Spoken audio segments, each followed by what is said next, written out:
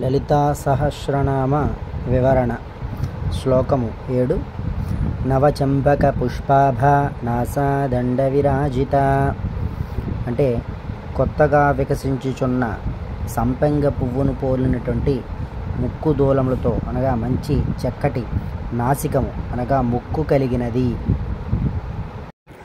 తారాకాంతి తిరస్కారి నాసాభరణ భాసురా.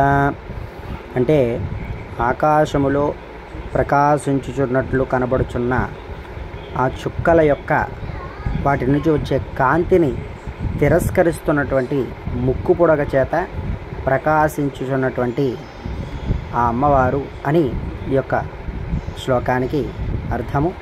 తదుపరి శ్లోకం మరి ఒక వీడియోలో చెప్పుకుందాం. ఛానల్ సబ్స్క్రైబ్ చేసుకోండి. ఈ సమాచారాన్ని 10 మందికి తెలియచేయండి. స్వస్తి.